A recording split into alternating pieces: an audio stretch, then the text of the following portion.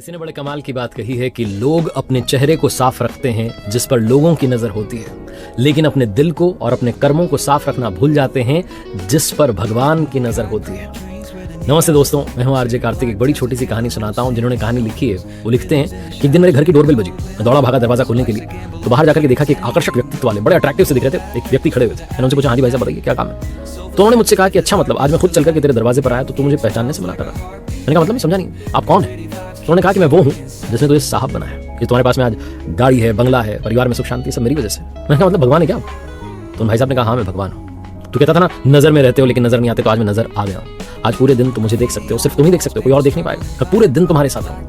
मैंने कहा है सच में, ऐसे मजाक मत कर। बोले हाँ सच में, मैं तुम्हें सिर्फ तुम्हें दिखाई दूँ। मैं उनसे बात कर ही रहा था तभी मेरी माँ ने अचानक आवाज दी, अरे क्या कर रहा है दरवाजे पर, अंदर आ, कोई भी तो नहीं है वहाँ पर। मैं घबरा गया, सहम गया कि क्या हुआ, माँ को दिखाई क्यों नहीं दे रहे। बिना देरी के अंदर आया।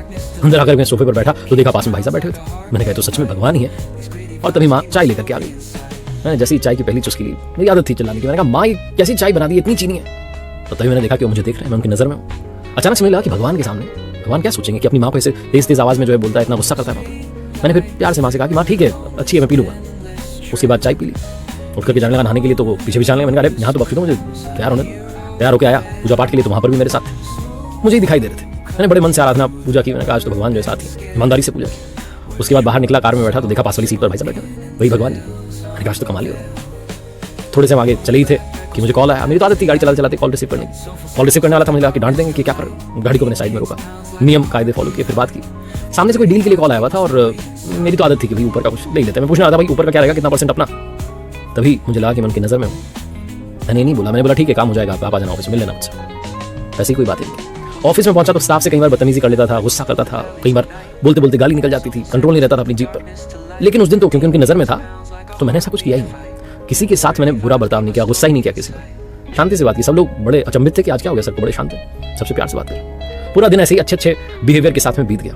ना मेरे अंदर काम आया, क्रोध आया, लोभ आया, कोई भी विकार नहीं आया, क्योंकि मैं उनकी नजर में था। मैंने कहा भाई एक दिन तो ढंग से जीना है। शाम हुई, दफ्तर से वापस घर जाने के लिए गाड़ी में जाकर के बैठा तो पहले से वो आकर के बैठ गया था सीट पर। मैंने कहा सीट बेल्ट लगा लो, थोड़ा नियम आप भी फॉलो करो। उन्होंने सीट बेल्ट लगा लिया। हम चल दिए घर आए तो डिनर तैयार था डाइनिंग टेबल पर, माँ इंतजार कर रही थी। मैंने देखा कि वो भी साथ में आकर के बैठ गए। पहली बार मैंने अपने जीवन में कहा प्रभु पहला निवाला आप लीजिए। उन्होंने पहला निवाला लिया, फिर मैंने भोजन शुरू किया। डिनर कंप्लीट हुआ तो माँ ने मुझसे कहा कि आज तो तूने खाने में कोई कमी नहीं निकाली, आज तूने बताया नहीं कि इसमें कमी वो कमी, तो रोज कुछ ना कुछ कहता है। आज क्या हो गया, सूरज पश्चिम से निकला है क्या। मैंने कहा नहीं माँ, आज सूरज मेरे हृदय से निकला है, आज सूर्योदय मन में हुआ है। और ये भोजन नहीं था कि इसमें कमी निकालूं, आज मैंने प्रसाद ग्रहण किया है, प्रसाद में कोई कमी थोड़ा ना होती है। मेरी माँ बड़ी सरप्राइज थी कि क्या बात है, बच्चा तो बिल्कुल ही चेंज हो गया। उसके बाद थोड़ा टहला, सोने के लिए आया तो देखा कि वहाँ पर भी वो मौजूद थे, मेरे सिर पर हाथ फेर रहे थे, मुझसे कह रहे थे कि तुझे किताब पढ़ करके सोने जाने की तेरी आदत बन जाती है, कई बार तो संगीत सुन करके सोना चाहता है, आज किसी चीज़ की तुझे चिंता नहीं है, तुझे सुकून की नींद आएगी। और सच में मुझे सुकून की नींद आ गई।